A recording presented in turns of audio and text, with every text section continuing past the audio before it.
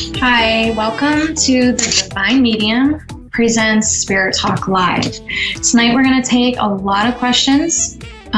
There's over 100, so I know we're not going to get to all of everyone's questions, so we might pull some of those questions to next week. So tonight, Ray asks, do crystals still work if you treat them like dumb rocks, or do you pamper them like your firstborn?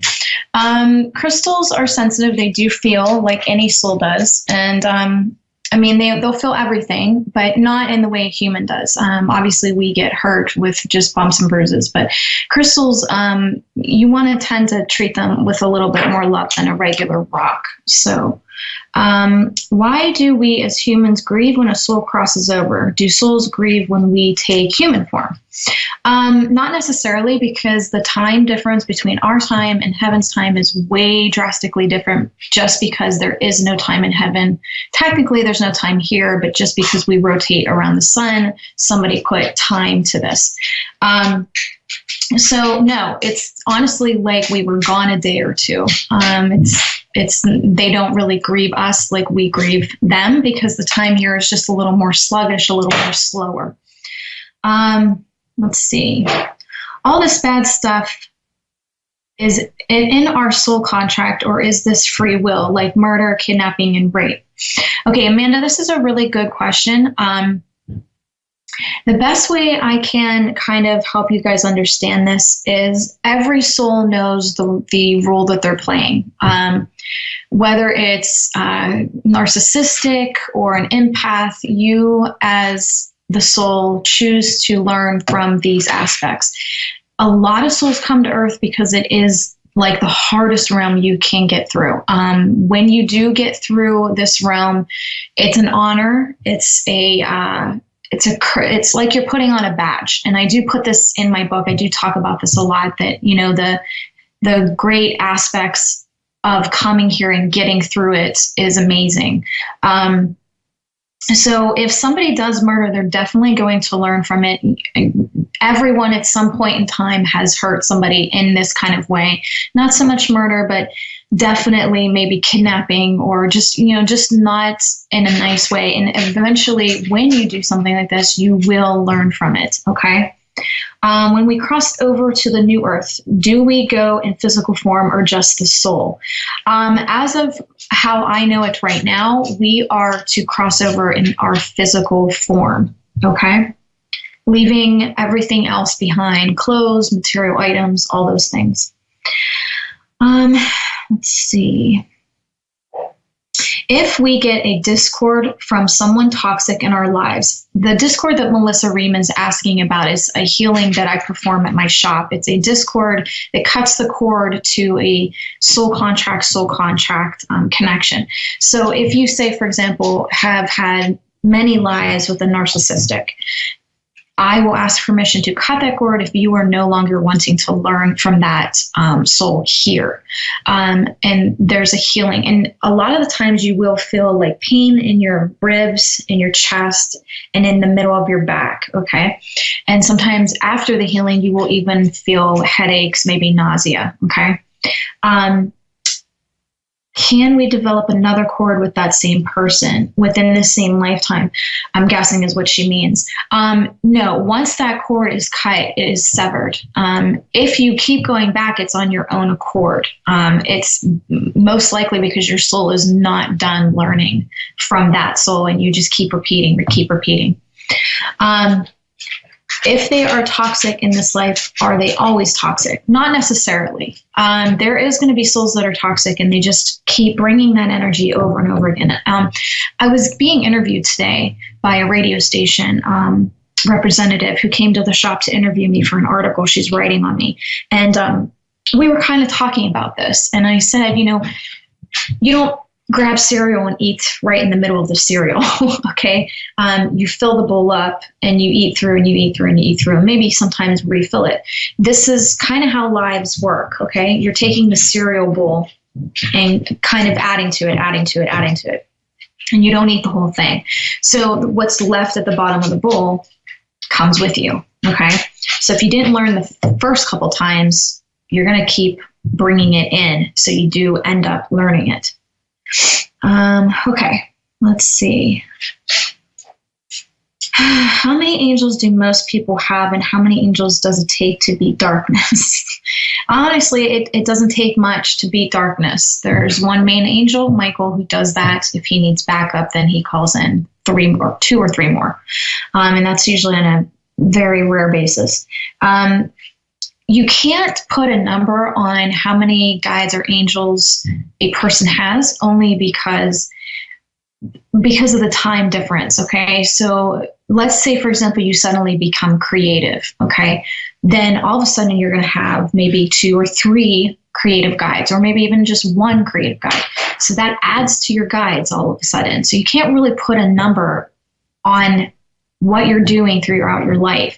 You may have tons. Like I started out with 100. I think it was 110 guides when I first started out, and now it's jacked up to 127. Okay, so again, based off what you're doing, that number is going to vary.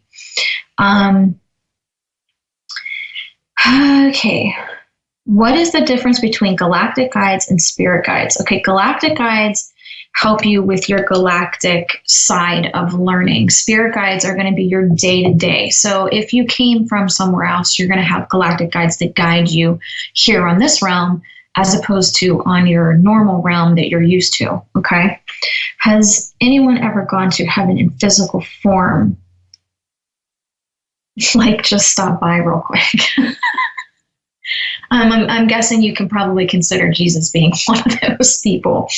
And that's basically just kind of going through the veil, okay, the veil of amnesia, and being able to return back through it. Can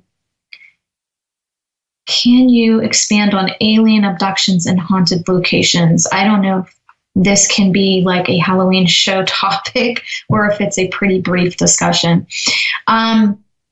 Alien abductions, okay, so when somebody's abducted, automatically the physical body is going to take that as very negative, because it doesn't know what that being is, what they're there for, again, because of the amnesia effect. So you have the physical reacting that fight or flight, but the soul, once the body is detained and the soul can come forth, then it realizes, okay, they're not here to hurt me. These are my family. They're here to help me or assist me. So once the soul goes back in the physical is like, what just happened to me? And they take it immediately as negative. And that's not exactly what happened. So that's where you have all these alien abductions. And again, you're being returned. You're not being kept. So I don't really see it as an abduction. I do see it as your family pulling you and having a one-on-one because maybe you need some assistance in the physical sense. Okay. Can a spirit steal something of ours and take it to another realm? Yes. And actually, I can give you an example of this. There was a lady, her grandchildren, when she would go visit them at their house, their mom had a bowl with little marbles in it, okay? And she would gather all these marbles up and put them up so the kids wouldn't take them and swallow them. Well, after she died, these marbles suddenly went missing and were never found, because I was asked by the client, is there a way you can find these marbles? I said, you're never going to get them. She took them and kept them so the kids would not get hurt. So yes, they can do this. They can take your things and move them. They actually think it's very funny that they take your items and you have a hard time finding them.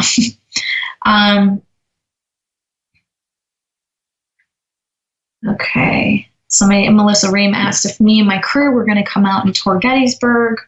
We can.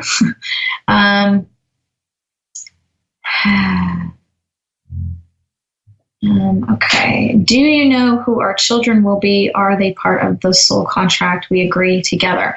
Mona, yes. I can help you with, obtaining that information. But within your soul contract, yes, these things are agreed upon. You don't just suddenly. It's kind of like this, guys. You have a huge buffet of things you wanted to learn. It's picking pizza rather than corn. Okay, on the buffet. And if you pick pizza, then all these little paths create, okay, and that leads you to green beans or sauce or spaghetti, okay? Whereas if you picked corn, that leads you to another path. So on this buffet, it's a big map, okay, and you're picking things, and as you're picking things, it's actually making a linear path of learning. So what you choose is what is going to play out and how you're going to learn. So if you have a boyfriend and you are thinking about leaving him and things aren't going well, that thought doesn't just pop in your head. It's being presented to you through your contract by your guide saying, this is doable. You don't have to stay. If you don't want to, you can learn a different way. So if you leave, you're going to create a new path, which leads to other paths. If you stay, you're going to create that path, which leads to that path. So it's really choosing and making your path and what you're learning. Again, there not being a right or wrong. There's not a mistake or failure. It's really how you create is how you're going to learn. Do our loved ones get irritated when we don't see their signs? Not necessarily. They're going to keep trying until you do notice. So it's not really irritation. It's just kind of, they think it's funny that you're not noticing when it's so obviously in your face. If we choose what we want to learn from in our soul contract, what are we learning by losing a child or baby? Okay, Tammy Webb. This actually gets very personal with me, only because me and Justin obviously lost our son. And the learning behind that when losing a child is not supposed to be negative. It's supposed to open a type of learning. If somebody is not learning, a child comes through and the child is deemed not to stay. That soul contract is a short contract. It is deemed not to stay long, which in Leo's case was the case. And I had to kind of take a while to kind of realize this, because if he hadn't come, I wouldn't have known I had a mass in my uterus. And since that mass was there, he wasn't able to come and he ended up in one of my tubes. So I understand that his mission was to just show up and show me this, because other than that, I wouldn't have known, and I probably would have gotten way worse with whatever this was going on, and would have gotten very sick. So they do have a specific mission. It's not wasted. A child coming through, their purpose is very, very, very important, and they're not meant to stay. Why do some people feel spirit around them intensely and others feel nothing? I usually call these people sensitives. They're more open and their vibration is more open and higher to somebody that maybe is starting out with a few lives. They don't have enough lives under their belt to kind of understand this. So I don't like judging people for what level they're learning. Like, for example, I have siblings. I have 5 siblings and 3 don't really get into this. They don't really talk to me. And they've chosen to stay away. Okay. And this I have to honor, because this is their learning. They don't understand what I'm teaching. They don't understand any of this.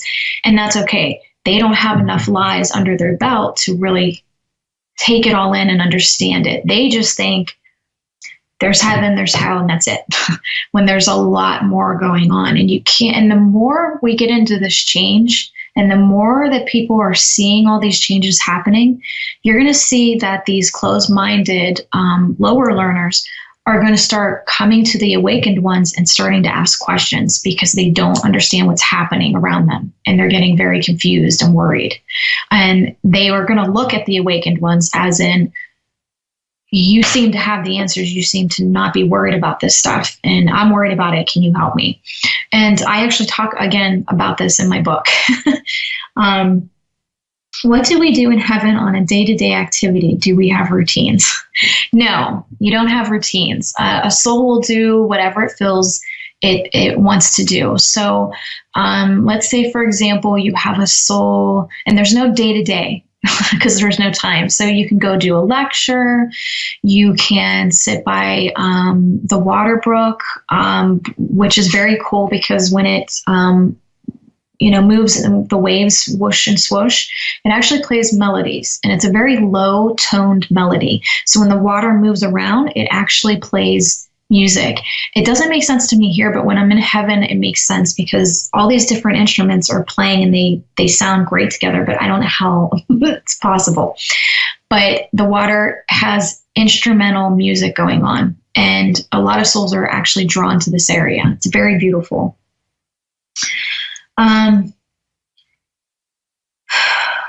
If we get a healing from you on one thing, does it go and heal other things too? Melissa Ream says, I swear you healed more than my neck that day. Melissa Ream came in for a healing. I don't really remember because that's my memory. I don't really remember too much. But yes, this can happen because if you're putting healing in one spot it's going to end up traveling to other areas that need help. It's just natural that energy is going to listen to other energy. It's not going to it's not like people, oh, you need help. Okay, well, I can't. I'm busy. I'm over here. It doesn't do that. Energy is loving and it will help heal the other loving parts and be pulled to that area.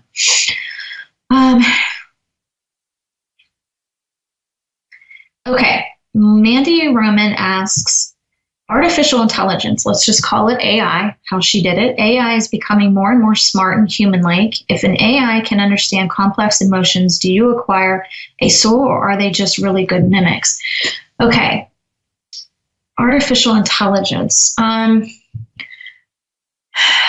think that this is kind of happening to kind of pull us out of electronics, to pull our phones out of our faces, and to show us that we are real and that is not real. I believe that this is happening because God is kind of just saying, you guys have to pay attention to your missions. If you're on your phones, you're not going to be able to do that. So let me create something to show you a big, huge difference between the two. And that's why people are suddenly starting to get freaked out like, wow, they act just like us and it's creeping me out. This is why we have to go back to being real and not this monotoned, in a rut, in a routine, in my face, on the computer, Do you guys get what I'm kind of saying here? Okay. Okay.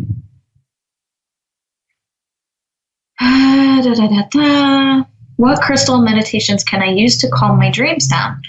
A good crystal to calm like nightmarish dreams would be a selenite, and I don't think I have an oh yeah, I do. This would be a selenite. This would be a selenite with fluorite, but this is a selenite, okay? And that crystal there helps with nightmares. Now, if you're trying to calm down vivid dreams, I wouldn't necessarily try to do that, only because those dreams are there to give you messages. And if you kind of calm them down, then you're not going to get the full message. What I would suggest, though, is starting to kind of decipher your dreams. Now, I do this, that I offer it on my website, and I think we have it for $10 for three analyzed dreams. I can tell you exactly. I can tell you exactly what's going on in your dream and what the message is. I can tell you if it's a past life regression that you're going through, or decipher the message if it's just a message dream. I'll be able to show you either or. But with vivid dreams, you don't want to necessarily calm them down because there is messages there. And a lot of people wish they had vivid dreams. There's some people there that really don't dream or don't remember their dreams and they wish they could. So if you're having vivid dreams, count yourself lucky. Christina O'Toole, if our loved ones are around us all the time, is it okay to ask them to show themselves? Absolutely. And they actually want to do this. They want you to know that they're okay. So ask them to show you signs, ask them to flicker lights, do these things. If they don't be pushy about it. It's obviously not something maybe they can, not in their talent of bags they can do. Okay.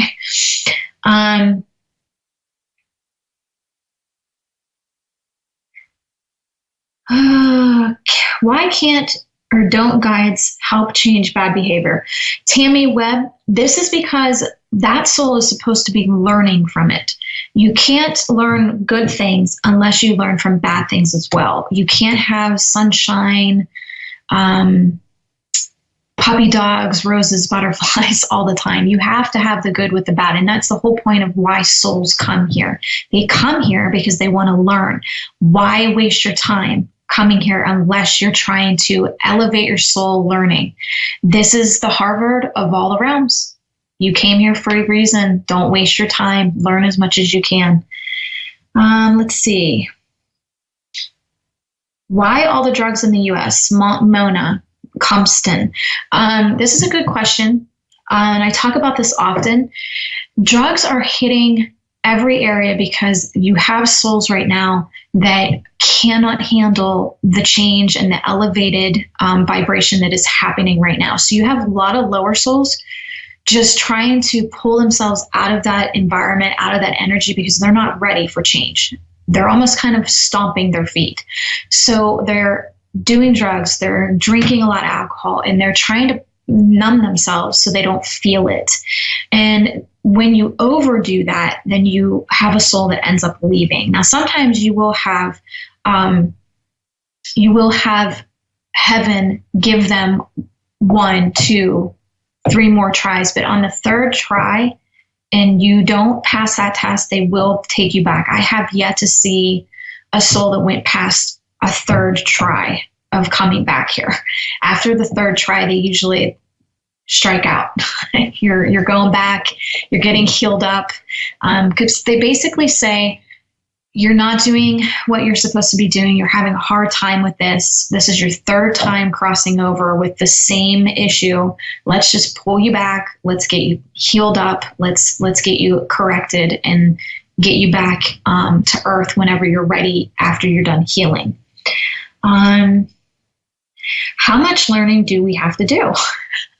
Really, Melissa, it's really up to you, okay? Is there a certain level to achieve? The level of achievement is limitless. God himself is still learning. When we see new things happening here on earth, it's usually God's learning capability in true form. Again, artificial intelligence. These things don't get created unless God has a say-so within this agreement. Kelly Colon, do we have to come back? No, not necessarily, but heaven will try to do all it can to convince you to come back, because it's more beneficial to come back, finish out your mission, and then go back, because you're basically just going to waste your time. If you cut your lives short, you're going to have to repeat things again. So you're just going to be coming right back again. So just get it all done within this life. And when your time is ready, your time is ready. Don't try to shorten it at any time. Are you ever done learning? I don't think any of us are ever done learning. I'm one of the highest teachers in heaven, and I'm still learning. You guys teach me things every day, honestly. And it takes a big person in life to say, I'm not done learning. I need to keep going. Okay.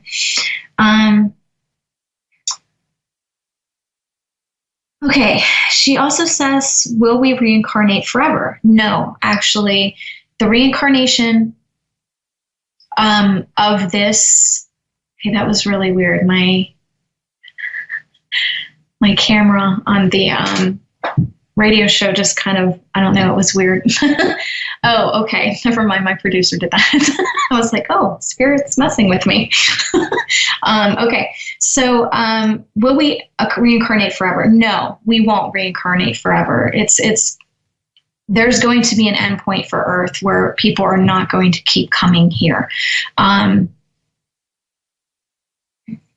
Okay, Amanda Brando, do we remember everything we learn when we come back, even though we have amnesia? Not necessarily, but like for myself, I don't have the amnesia veil attached to me. I have a partial amnesia, and that's only because I only needed a certain amount of data attached to me when I came in from the car accident. I don't need all this unnecessary data if I'm only doing this, and this on this mission from this point on. Okay. However, with you guys, yeah, if you're getting pulled to a certain lifetime, if you're getting pulled to learn certain things, that is part of your soul contract. Let's say, for example, let's say I have a good example. Let's say you have a lot of people that committed suicide around you, okay? And it's a lot. And it's like the third person that committed suicide or had an overdose. This is you learning from that because of the fact that you in a past life committed suicide or overdosed. And you're seeing the after effects of suicide or overdose. And this is how you're learning, okay? This is how you're going to learn. You are going to learn after the aftermath. When somebody commits suicide, what happens after that? And it's sad. It's sad to kind of be in the middle of that energy and have to feel it full force. And that's the whole point, is to kind of make you understand that these aren't the proper ways of dealing with energy here on Earth. You have to stay. You have to try to do everything you can to feel it without any kind of medication. Everyone is so drawn to taking meds for migraines or headaches. Their first thing is to kind of cover it up instead of maybe trying to feel it. And maybe that's the whole point why the headache is hurting. Maybe you're meant to feel it and understand it. Let's see. Okay. You say if someone is in your dream that they are there. I had this long, crazy dream. I only remember patches. By the end, I was in a house walking towards a door. You said something to me, and then there was a flicker, and you said it again, and then you said, oh, time glitch. You noticed it too, and then I woke up. Now, I hear this a lot about me being in people's dreams. This isn't the first time I get it. Actually, almost every day, you were in my dreams, you were in my dreams. And that's part of my mission. I am to help assist people with messages within their dreams. I'm still a guide. I'm still a teacher. Excuse me. And when you have these dreams, there's a message. And Donna got it exactly. There's a reason why she was dreaming about me, about being in my shop. And this most likely has to do with her coming to see me for, maybe her guides are leading her to come see me for a reason. So we will see how that plays out later. So tonight was just basically answering these amazing questions. You guys are so amazing with these questions, and I'm loving so many of you pulling these questions in. And I'm actually going to take some of these questions and use them next week. So I adore you guys for asking these questions. I love that you guys are even asking questions. Ask as many questions as you want. I'm going to do my best to answer them and listen to my guides on the questions that I don't know the answers to just yet. So you can find us on thedivinemedium.com. Call the shop at 814-254-4523 to schedule in. And the shop is at 165 Village Street in Johnstown, Pennsylvania. So come on out and come see us. And this was a great night. I appreciate everything. I appreciate you guys showing up and listening to the messages, and stay tuned because we'll be on Facebook doing more questions. So yeah, we take it for another hour or two. So come on Facebook, The Divine Medium, and join in.